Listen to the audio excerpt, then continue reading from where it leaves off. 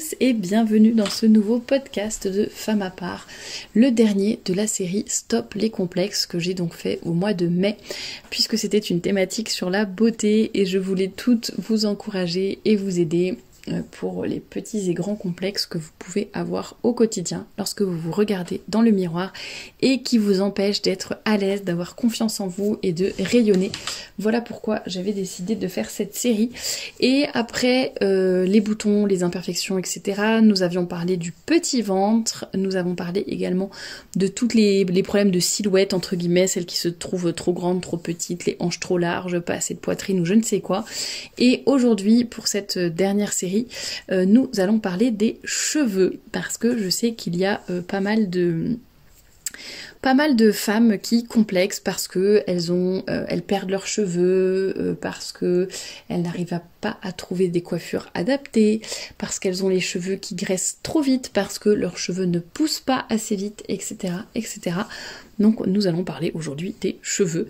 Juste avant de commencer, je vous rappelle que vous trouverez également plein d'informations, que ce soit beauté, mais aussi élégance, féminité, féminisme, et plein d'autres choses encore sur le blog femmeapart.com. Le lien est dans la description juste en dessous de ce podcast. Vous trouverez également les liens vers les différents réseaux sociaux de Femme à part, le lien pour vous inscrire gratuitement à la newsletter que j'envoie tous les dimanches. Le lien vers la boutique également de robes, de jupes et de mantilles, shop.femmeapart.com et plein d'autres choses. Donc n'hésitez pas à regarder en description. Et puis comme d'habitude, vous pouvez également écouter ce podcast sur Spotify. Alors pour parler des cheveux, j'ai fait pas mal d'articles à ce sujet sur le blog, mais c'est vrai que ça fait une paire d'années, parce que ça fait longtemps que j'ai pas parlé de cheveux sur le blog, mais ça doit faire peut-être 4-5 ans. Mais en tout cas, les articles sont toujours là et toujours valables. Et je sais que pour celles qui regardent des photos des shootings que je fais pour la collection, j'ai toujours beaucoup de compliments sur mes cheveux, leur longueur, leur brillance, etc. Et j'avoue que c'est une des choses qui ne me complexe pas, justement.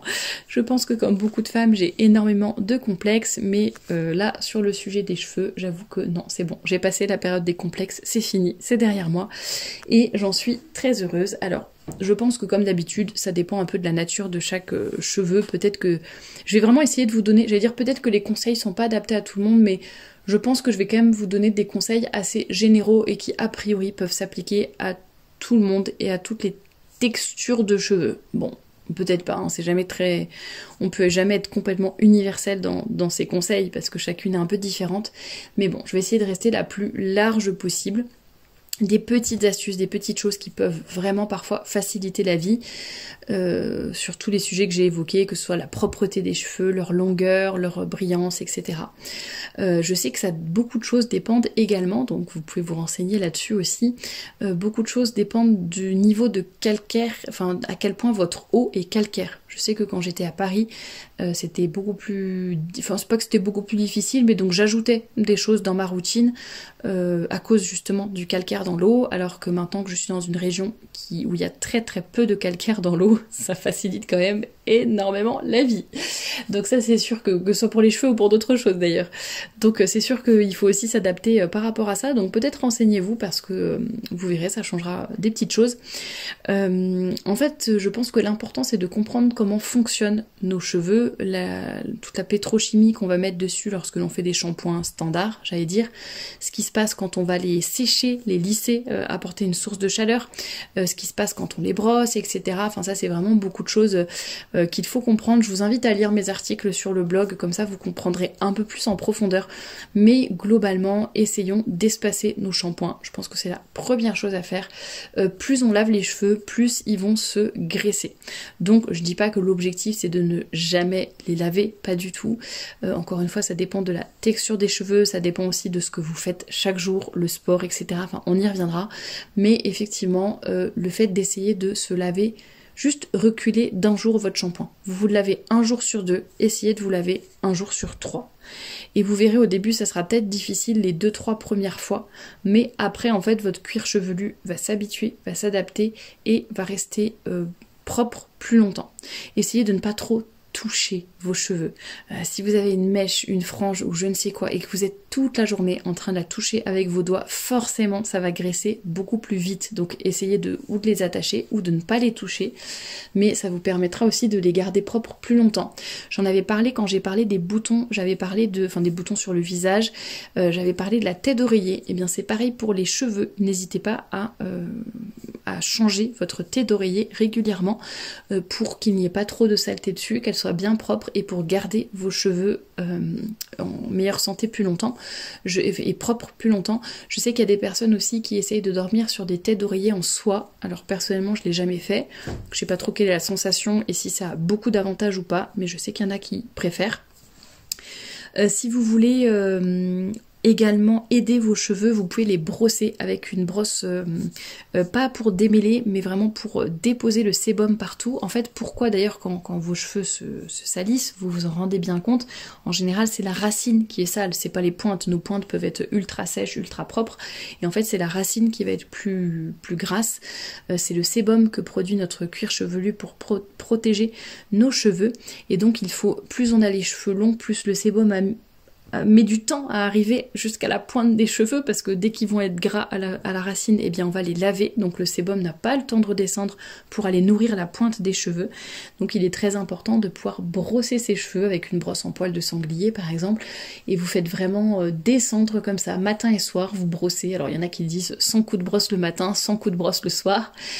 Vous n'êtes peut-être pas obligé d'arriver à une centaine, mais au moins essayez un petit peu de faire cela, ça aidera à la brillance de vos cheveux pour bien vraiment répartir le sébum. Il faut aussi, même si vous voulez faire pousser vos cheveux, les faire couper régulièrement, ne serait-ce que les pointes, pour les fortifier, pour les garder en bonne santé, et ça n'est pas ça qui va vous empêcher de les faire pousser, hein. Pour tout vous dire, moi ils poussent depuis, je sais pas, ça fait très longtemps que je les ai, qui sont longs, ça fait vraiment plusieurs années, et pourtant tous les 2-3 mois maximum, je fais couper les pointes à chaque fois, et ça continue de pousser parce que voilà, on entretient la coupe, on essaye de les garder en bonne santé et de les faire bien pousser, et pour ça c'est important de les couper régulièrement justement. Alors j'avais vu, alors moi personnellement c'est pas flagrant, enfin, je vois pas trop la différence. J'avais essayé de poser l'huile de ricin sur les racines. Donc évidemment vous le faites par exemple la veille de votre shampoing, vous laissez poser l'huile toute la nuit et puis le matin vous rincez, vous shampouinez. Ça serait bon pour la pousse des cheveux. Après moi je l'ai jamais complètement, enfin voilà, j'ai jamais vu que c'était flagrant sur moi, mais je vous donne quand même l'astuce. Et puis, qu'est-ce qui va abîmer les cheveux éventuellement? C'est aussi donc les shampoings qui sont faits trop souvent, les produits qui sont trop chimiques, et d'ailleurs, vous voyez, on va mettre un shampoing ultra chimique, et du coup par-dessus il va falloir rajouter des produits pour corriger le truc qui était... Enfin bon bref, on s'en sort jamais. Et on se retrouve avec 10 000 produits parce qu'on abîme trop nos cheveux en faisant trop de couleurs par exemple, en les lissant trop souvent, donc des sources de chaleur trop importantes, en les séchant avec un air beaucoup trop chaud, en les séchant avec la serviette un peu comme une forcenée là qui s'arrache la tête. Non, il faut le faire vraiment très délicatement, il faut éponger, etc. Et puis oui, comme je disais, en les lavant trop souvent, alors une astuce pour peut-être les laver moins souvent, ça peut être tout simplement de faire des coiffures cache-misère, j'allais dire. Donc vous mettez un bandeau, vous mettez des petites barrettes, ou voilà, il y a plusieurs coiffures que l'on peut faire où on verra un petit peu moins voire pas du tout, que vos cheveux commencent à être un peu sales, parce que je dis pas qu'il faut les garder ultra gras et horribles pendant 10 jours, hein, mais juste si vous êtes dans la période où vous les laviez tous les 2 jours et puis vous décidez de les laver tous les 3 jours, bon voilà, vous pouvez éventuellement trouver des petites coiffures cache-misère. Et puis vous pouvez également alterner entre shampoing sec et shampoing classique, on va dire, avec de l'eau. Ça vous permettra de tenir plus longtemps, mais de mettre un peu moins de chimie dessus. Alors moi je l'ai fait pendant très longtemps avec de la maïzena, ça marchait super bien, donc pas de souci. Là je suis passée au shampoing sec du commerce, mais voilà, c'était pour changer, mais en vrai la maïzena fonctionnait très bien sur moi, j'en parle sur le blog, n'hésitez pas à aller regarder. Et puis pour la brillance, alors encore une fois, ça je pense que ça dépend vraiment du calcaire, enfin en grande partie, moi je l'ai vraiment vu, puisque depuis que je suis partie de région parisienne, l'eau est beaucoup moins calcaire, voire quasi pas, et forcément j'ai rien besoin de faire quoi. Je me lave les cheveux avec un shampoing solide, enfin avec du savon d'Alep pour tout vous dire, et juste je rince, j'enlève l'eau et après mes cheveux ils sont, j'allais dire brillants naturellement, mais voilà c'est bon, après j'ai pas fait de couleur, ils sont pas abîmés, je fais attention à pas les lisser ou pas les boucler trop souvent par exemple, aller régulièrement chez le coiffeur, enfin tout ce que je vous ai dit avant. Alors qu'à Paris, ma petite astuce mais qui fonctionnait hyper bien et qui est très facile pour la brillance, c'est vous faites votre shampoing, vous vous mouillez les cheveux, ensuite vous faites le shampoing, vous faites mousser, etc. Vous en mettez partout. Ensuite vous rincez complètement vos cheveux, vous enlevez vraiment tout le shampoing avec de l'eau, de l'eau, de l'eau. Et une fois que vos cheveux sont comme ça, vous prenez... Alors comment je faisais moi ?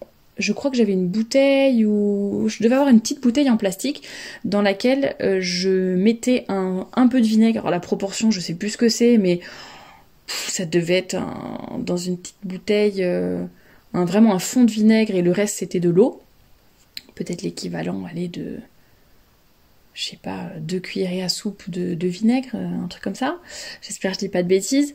Et vous mélangez bien, et là vous mettez sur tout votre cuir, enfin sur tous vos cheveux, vous étalez le mieux possible, vous massez un petit peu pour que ça aille partout, et ensuite vous ne rincez pas, vous laissez comme ça. Bien sûr, ça sentira le vinaigre, ça c'est un petit peu l'inconvénient, mais ça sent le vinaigre que quand les cheveux sont mouillé.